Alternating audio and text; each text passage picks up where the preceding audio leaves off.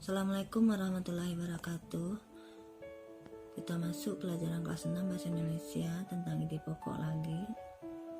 Ide pokok di kelas 5 sudah ada pelajaran apa itu ide pokok. Ide pokok atau gagasan pokok, nama lain dari ide pokok atau tuh nama lainnya gagasan pokok. Gagasan utama adalah inti suatu paragraf atau ide. Ide itu pikiran ide, gagasan yang menjadi pengembangan sebuah paragraf. Apa ide pokok? Gagasan yang menjadi pengembangan sebuah paragraf. Nanti kita lanjut apa itu paragraf. Bagaimana cara menentukan ide pokok? Kamu menentukan ide pokok itu bisa mengambil dari kalimat utama. 2. Mengurangi kata-kata dalam kalimat utama yang tidak perlu. 3. Membalik kalimat utama atau menyimpulkan kalimat utama. 4. Menyimpulkan isi paragraf. Jadi cara mencari ide pokok itu ya ini, yang 4 ini. Kalau ditanya bagaimana cara mencari ide pokok, nih 1, 2, 3, 4. Kita lanjut. Tadi di ide pokok itu terdapat di kalimat utama. Apa itu yang dimaksud dengan kalimat utama? Kamu harus tahu kalimat utama itu apa. Kalimat utama adalah kalimat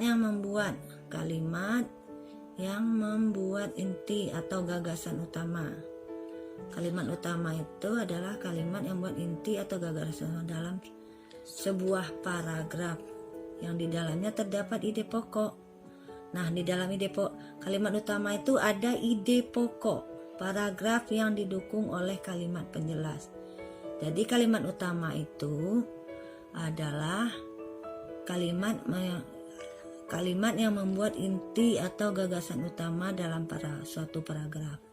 Kalimat utama, kalimat yang membuat inti atau gagasan utama dalam sebuah paragraf. Yang di dalam kalimat utama itu terdapat ide pokok paragraf. Dalam kalimat utama itu terdapat juga didukung oleh kalimat penjelas. Kalimat utama itu bisa terdapat di awal paragraf yang disebut deduktif. Biasanya deduktif itu umum, baru khusus.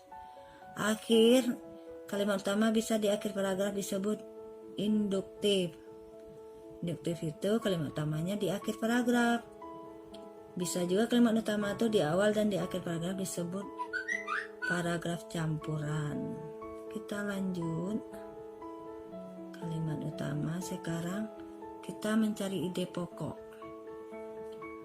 Diambil dari kalimat utama. Tadi kan cara mencari ide pokok bisa diambil dari kalimat utama. Lihat, jelas. Nah, kan sebagai simbol negara Malaysia, kalimat utama. Apa ide pokoknya? Ini kalimat utamanya yang bercetak ide pokok bisa diambil dari kalimat utama. Ide pokok ini bisa diambil dari kalimat utama ini tadi. Nah, ide pokok bisa diambil dari kalimat utama, tapi kalimat utama bukanlah ide pokok. Ingatin itu. Sekarang kita lanjut. Setelah kita mendapatkan ide pokok, baru kita bisa mengembangkan sebuah paragraf. Sebelum kita mengembangkan sebuah paragraf, apa itu paragraf? Paragraf sudah diterangkan di kelas 5. Tulisannya yang menjorok, salah satu surat paragraf adalah tulisan di awal yang di posisinya menjorok ke dalam. Biasanya Bu bilang 1, 2, 3, 4, 5. Atau tulisannya dimasukkan 5 huruf ke dalam, sama aja. Paragraf adalah tulisan di awal yang posisinya menjorok ke dalam. Nih kamu lihat nih, masuk ke dalam menulisnya. Kadang-kadang banyak yang tidak tahu itu paragraf. Di sini itu bukan paragraf namanya. Nah, contoh paragraf ini. Nah, tulisannya menjorok ke dalam. Sudah tahu ya, paragraf tulisan di awalnya menjorok ke dalam. Sekarang kalau kita sudah dapat sudah tahu paragraf, ide pokok itu dikembangkan untuk membuat sebuah paragraf. Sekarang di dalam paragraf itu ada kalimat penjelas. Apa itu kalimat penjelas? Kalimat yang berisi penjelasan berupa rincian, keterangan, contoh, dan lain-lain.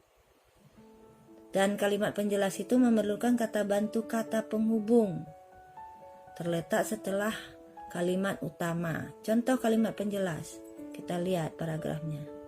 Ini paragrafnya belum dijorokin nih. Nih contoh paragrafnya. Dataran rendah adalah dataran yang memiliki ketinggian 0 sampai 200 meter di atas permukaan laut. Hampir semua ibu kota provinsi Indonesia terletak di dataran rendah. Tumbuhan di dataran rendah ini adalah padi, palawija, dan tebu. Nah, di sini mana kalimat penjelasnya? Nih, yang di atas nih kalimat utama nih. Jadi kalau kita cari kalimat utamanya, dapat enggak ide pokoknya nih? Dapat, bisa diambil dari kalimat utama. Dataran rendah adalah dataran yang memiliki, ide pokoknya di sini dataran rendah adalah dataran yang memiliki ketinggian 0 sampai 200 meter. Itu ide pokoknya di atas permukaan laut. Nah, ini semuanya ini ide pokok. Diambil dari kalimat utama. Nah, biji jagung sudah tua dapat ditanam kembali. Dari sinilah akan dimulai lagi perkembangbiakan jagung. Ini kalimat utama. Tapi kita tidak ngambil semuanya. Kalimat utama, ide pokoknya dapat kita simpulkan aja. Perkembangbiakan jagung adalah dengan biji. Itu ide pokoknya. Nah, jadi kalimat utama bukanlah ide pokok. Ide pokok bisa diambil dari kalimat utama. Ingatin itu ya. Dah, kalimat penjelas.